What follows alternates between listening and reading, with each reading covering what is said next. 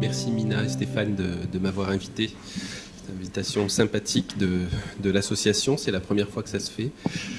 Je sais bien que je suis la deuxième personne qui vient de Lyon, ça fait beaucoup, mais c'est une sorte d'évolution dynastique dans notre centre, puisqu'on s'est toujours intéressé à cette pathologie. C'est pour ça que vous aurez deux orateurs qui vous parleront de cette maladie. Donc, comme vous l'a décrit Delphine, vous avez sans doute compris que c'est très important de participer à des essais cliniques. Si on est tous là aujourd'hui, ce jour, c'est parce que des patients ont accepté de rentrer dans des essais cliniques.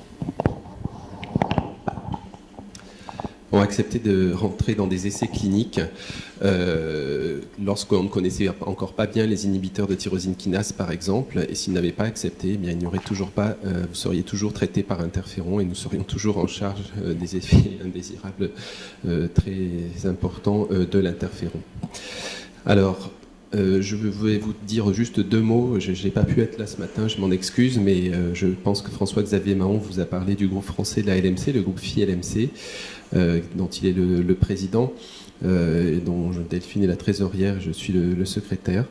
C'est juste pour vous cadrer un petit peu les choses. Ce groupe est une association, un groupe scientifique qui est en fait légalement une association loi 1901, qui a été créée en l'an 2000 en France, donc à Paris, au siège de Novartis.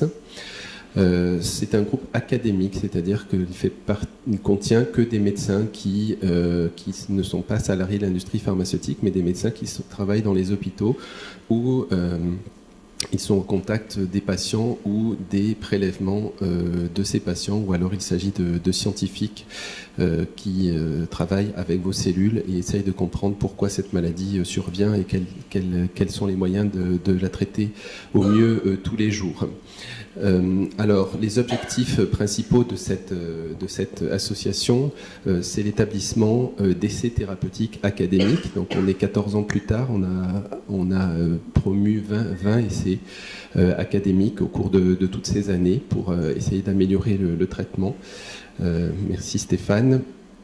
Et on essaye aussi de soutenir des activités de recherche scientifiques, cliniques, mais aussi biologiques, plus fondamentales au laboratoire, parce que c'est très important de comprendre pourquoi la cellule devient leucémique et pourquoi elle se comporte comme ça. D'autres missions du groupe français, la LMC, c'est de diffuser des connaissances sur cette maladie auprès des patients. On organise, en dehors de cette journée, les journées patients, donc qui auront lieu cette année le 15 novembre. C'est notre mission. On essaye aussi de diffuser les connaissances auprès de nos autres collègues hématologues qui s'occupent des maladies du sang, mais qui ne sont pas sous-spécialisés dans cette maladie, qui nécessite une prise en charge bien particulière. Et puis on a des étudiants en médecine, des internes à former qui prendront la suite peut-être derrière nous. On est aussi une interface pour le ministère, l'Agence du médicament, l'Institut national du cancer et vous et les hématologues. Et donc on est représentatif auprès des instances nationales. On a bien entendu des partenariats indispensables et nombreux depuis toutes ces années avec l'industrie pharmaceutique qui soutient cette réunion aujourd'hui. Et puis on a un site internet avec une partie publique où vous avez des informations qu'on poste assez régulièrement, que vous pouvez télécharger éventuellement. Et puis une partie professionnelle qui n'est accessible qu'aux membres du groupe Phi-LMC qui s'acquittent de leur cotisation. Delphine est là pour y veiller, et qui leur permet d'accéder au texte des protocoles, par exemple, ou savoir où sont ouverts les essais. Alors le groupe français de la LMC, c'est une vieille photo. Il est globalement là. Vous savez que cette maladie est assez rare. Il y a à peu près 700 nouveaux cas par an en France. C'est beaucoup plus rare qu'un lymphome, qu'une leucémie lymphoïde chronique ou qu'un cancer du sein, bien sûr. Mais néanmoins, on est un petit groupe d'individus motivés. Le groupe est maintenant présidé par François-Xavier Mahon, qui est là-haut, et puis précédemment, il l'était par François Guillot, qui se trouve là. Les membres les plus représentatifs, c'est Philippe Rousselot, Claude Prudhomme, Morissette Michalet, que vous avez vu ce matin, Laurence Legros de Nice, Agnès Buzyn, qui est maintenant directrice de l'Institut national du cancer, moi-même, et puis il y a d'autres personnes, bien entendu, qui participent, et certains qui ne sont pas là, comme Delphine Réa, par exemple. Alors, Lorsque vous prenez un inhibiteur de tyrosine kinase, un patient au diagnostic, lorsqu'il prend ce traitement et que ça se passe bien, qu'est-ce qui se passe? Eh bien, vous avez là la courbe de biologie moléculaire, comme vous l'a montré Marie-Jo tout à l'heure, son évolution au fur et à mesure du temps, avec des points importants, réponse hématologique complète, cytogénétique majeure complète, réponse moléculaire majeure. Et voilà ce qui se passe ensuite lorsque le patient continue à prendre le traitement. La maladie est mise en situation indolente, si vous voulez, et elle va se pérenniser au long cours. Et l'attitude actuelle recommandée, c'est de poursuivre le Glivec de manière indéfinie, puisqu'il ne guérit pas, tout au moins chez la plupart des patients, malheureusement, la maladie. Alors, on a essayé à chaque point, chaque moment du cursus thérapeutique du patient au sein du groupe français de la LMC de développer des essais thérapeutiques pour répondre à différentes questions. Donc on a des essais qu'on a actuellement en cours, je vais vous détailler plus loin, au diagnostic de la maladie. Et puis on a plusieurs types d'essais académiques ou industriels lorsque le patient est en situation de maladie résiduelle, c'est-à-dire de biologie moléculaire en réponse moléculaire majeure, mais pour lequel la biologie moléculaire reste positive de manière indéfinie. Et puis un certain nombre de patients vont se négativer. La maladie ne va plus être détectable par biologie moléculaire. Ça ne veut pas forcément dire que la maladie n'est plus là du tout, mais en tout cas, on ne la voit plus avec les outils qu'on a. Et on a également développé des protocoles d'arrêt, d'interruption de traitement de leur inhibiteur tyrosine kinase de première ou de deuxième génération. Alors au diagnostic, donc là je vais vous parler des essais thérapeutiques brièvement, rassurez-vous, qui sont ouverts en France, dans ce pays auquel vous pouvez accéder si vous êtes dans cette situation-là. Donc je ne pense pas qu'il y ait de malades au diagnostic dans cette salle. Le premier essai, c'est l'essai Pétale, donc qui vient d'ouvrir en fait au mois d'août, dont je suis l'investigateur principal. La promotion est assurée par les Hospices civils de Lyon qui en fait est proposé aux patients au diagnostic qui vont être randomisés pour recevoir soit du nilotinib seul, de manière indéfinie, soit du nilotinib en association avec de l'interféron, parce qu'on a fait un essai préalable de phase 2 qui laisse à penser que cette association permet d'obtenir des réponses extrêmement profondes et durables dans le temps, mais on n'en est pas certain. C'est pour ça qu'on fait un essai de phase 3 pour comparer le traitement de référence qui est commercialisé en France à cette association qui ne l'est pas. Et le critère de jugement, donc c'est là le critère par lequel on va conclure cet essai est positif ou il n'est pas positif, c'est la réponse moléculaire profonde, dite RM 4,5, peu importe, à un mois du début du traitement. Donc cet essai est démarré, il y a 4 patients qui ont été inclus en France et on a prévu 200 patients, 100 patients dans chaque bras, donc ça va durer un certain nombre d'années. Il y a aussi l'essai d'Azapeg qui là aussi est ouvert aux inclusions, mais il va bientôt se terminer puisqu'on a prévu 60 patients. Il va y avoir un amendement pour 10 patients supplémentaires, mais on est arrivé quasiment à l'effectif qui était prévu sur le plan statistique. Chez ces patients-là, on leur propose de prendre du dasatinib, donc du Spricel, un inhibiteur tyrosine kinase de deuxième génération, pendant 3 mois, puis ensuite d'associer ce médicament à de l'interféron à nouveau. On est très interféron en France parce qu'on a beaucoup utilisé cette molécule en France et on a obtenu de très bons résultats. Donc les patients reçoivent cette association pendant 2 ans. S'ils la tolèrent bien entendu, les doses peuvent être modifiées en fonction de l'évolution du patient. Et le critère de jugement, là aussi, c'est la réponse moléculaire indétectable, 4,5 à 12 mois. On a un 3e essai de première ligne qui est toujours ouvert aux inclusions, qui s'appelle Optim Imatinib. Donc c'est pour les patients qui reçoivent de l'imatinib en première ligne, chez une LMC de diagnostic inférieur ou égal à 4 mois. Et on va doser dans le sang ce médicament, parce qu'on peut faire ça, parce qu'on s'est aperçu que certains patients avaient des taux très bas, d'autres des taux très élevés. La majorité des patients se trouvent autour de 1000 nanogrammes par millilitre. Eh bien, chez ceux qui n'ont pas ce taux, c'est-à-dire qui sont mal dosés dans le sang, eh bien, ils vont être répartis en deux branches. Soit on les laisse à 400, c'est ce qu'on faisait jusqu'à maintenant, il nous faut une branche de référence, soit ils sont peu dosés, on va augmenter la dose de Glivec pour ramener des taux de Glivec, d'imatinib, thérapeutiques dans le sang et essayer de voir si ça modifie la réponse. Et puis les patients qui ont un taux élevé, eux, on ne change rien s'ils le tolèrent bien, bien entendu. Et donc le critère de jugement, c'est les taux de réponse moléculaire majeure à 12 mois. Donc cet essai est toujours en cours.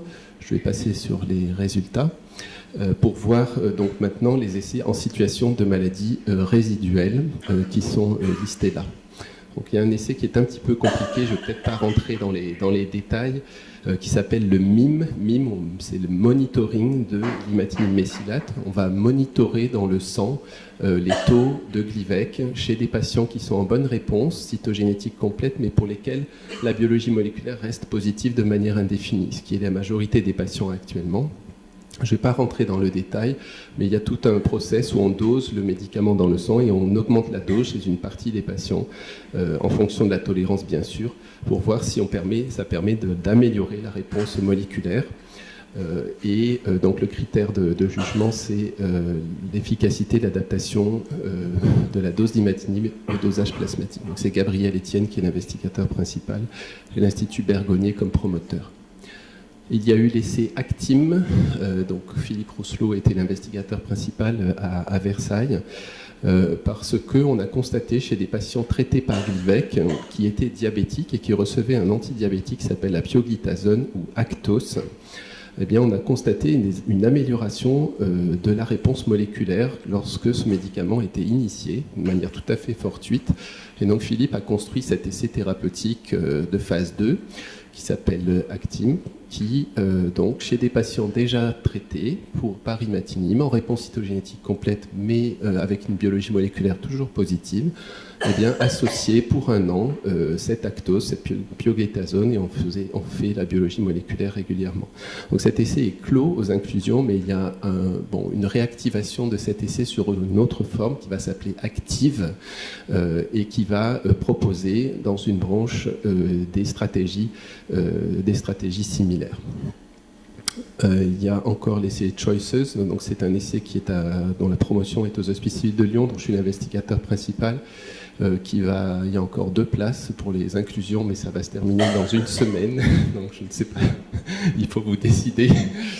Non, pour des patients donc, qui sont en réponse cytogénétique majeure depuis au moins un an qui ont reçu au moins un an de Glivec, et ils sont randomisés poursuite du Glivec ou association du Glivec avec de l'hydroxychloroquine, le plaquenil, qui est un médicament anti-rhumatisant, mais qui a des propriétés in vitro très spécifiques sur la cellule leucémique souche Philadelphie positive, et on pense que ça peut améliorer la réponse. Donc cet essai est en cours, le critère de jugement, c'est la réponse moléculaire complète à 12 mois. Il y a un essai industriel que je vous ai cité, je m'excuse de cette diapositive en anglais, c'est l'essai ENEST-PATH, donc qui est un essai industriel Novartis, qui est un essai international et qui s'adresse à des patients qui sont sous Tasigna, donc sous sonillotinib depuis au moins 2 ans, et qui ont la réponse moléculaire 4, c'est-à-dire qu'ils sont à 0,01% au moins. Eh bien, une partie des patients est prévue pour arrêter le traitement, et on va régulièrement contrôler leur biologie moléculaire et voir si la maladie réévolue, ils redémarreront le Tasigna. L'autre partie des patients reçoit 1 an supplémentaire de Tasigna avant d'arrêter le traitement, et on va de la même manière vérifier la biologie moléculaire régulièrement. Donc cet essai est en cours, il est encore ouvert aux inclusions. Et puis on a plusieurs essais, je vous ai dit, pour les patients qui sont en réponse moléculaire complète, donc en maladie indétectable, l'essai STIM-2, donc parce qu'on a fait le STIM-1 qui était prévu pour 100 patients. Là, c'est l'essai STIM-2 qui s'adresse à des patients qui ont eu du Glivec depuis le diagnostic, qui sont en excellente réponse en maladie indétectable et pour lesquels, donc, depuis au moins 2 ans, pour lesquels on va arrêter le traitement. Donc là, on n'essaye rien du tout, aucun médicament, si ce n'est l'arrêt du traitement essentiel. Et on va contrôler la biologie moléculaire de manière mensuelle chez vous pour voir si la maladie revient, et sur des critères assez stricts, on redémarrera le traitement si la maladie revient. Et donc le critère de jugement là, l'objectif primaire, pardon, c'est le taux de patients en réponse moléculaire complète sous imatinib dont l'arrêt induit une rechute moléculaire. Je vais passer là-dessus. Il y a un essai européen qui est similaire, l'essai Euroski, mais qui peut s'adresser aussi à des patients qui ont reçu du Tasigna ou du Spricel, et qui sont en RM4 depuis au moins 1 an, non pas 2 ans, mais 1 an, pour lesquels on va confirmer la biologie moléculaire à Bordeaux pour la France, et ensuite on va arrêter le traitement, et là aussi la biologie moléculaire est faite de manière un peu moins fréquente. Mais voilà, donc c'est un protocole européen. Il y a 200 patients qui sont prévus pour la France. On est quasiment arrivé aussi complètement inclus tous les patients prévus pour la France. Donc dépêchez-vous si vous voulez accéder à cet essai d'arrêt. On a aussi au sein du FILMC, non pas des vrais essais thérapeutiques, Delphine en a parlé tout à l'heure, mais des observatoires, c'est-à-dire qu'on va enregistrer les données sans intervenir. Il n'y a aucune recommandation, si ce n'est au niveau du groupe FILMC pour les investigateurs, mais on va simplement enregistrer les données, les analyser secondairement. C'est l'observatoire RESTIM, dont Laurence Legros est la responsable. Donc des patients qui ont été inclus dans un protocole d'arrêt, qui ont réévolué sur le plan moléculaire, pour lequel on a repris le Glivec, et pour lesquels on propose un nouvel arrêt, une deuxième fois, parce qu'on pense que il y a un certain nombre de patients qui peuvent à nouveau rester de manière définitive en situation de maladie indétectable. Donc on enregistre les données régulièrement pour l'instant. Autre essai qui concerne les arrêts de traitement, c'est le Nilopostim, c'est un essai académique, mais soutenu par un fonds de Novartis.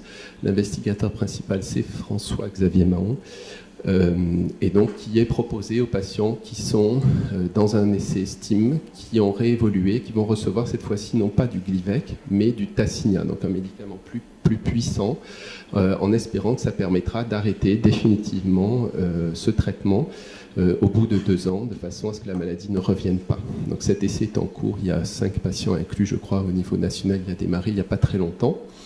Il y a un autre observatoire qui est dirigé par Delphine Réa, j'espère que tu apprécieras ta photo, que j'ai trouvée sur Internet, parce que je n'en avais pas d'autres. Et donc là, qui est de manière similaire au STIM2, s'adresse aux patients qui ont reçu un ITK2, donc du Spricel ou du Tasigna, pour lesquels on va arrêter le traitement et on va monitorer la réponse moléculaire tous les mois pendant la première année, puis tous les 3 mois ensuite. Et donc on va enregistrer les patients qui réévoluent ou pas, donc cet observatoire est toujours en cours. Voilà, donc j'en ai fini. Je voulais aussi remercier, parce que je pense que c'est important, s'ils n'étaient pas là, on ne pourrait pas être là, nous tous. Donc ce sont les industriels, j'ai mis par ordre alphabétique pour ne pas faire de jaloux. Ariad, BMS, Novartis et Pfizer qui soutiennent cette journée. Et puis je remercie Mina et Stéphane qui sont toujours très proches de vous aussi, et puis très proches de nous aussi. C'est important de se sentir soutenu. Et c'est très important donc de participer aux essais industriels ou académiques, aux essais thérapeutiques pour faire avancer les choses dans cette maladie. Voilà, je vous remercie si vous avez des questions.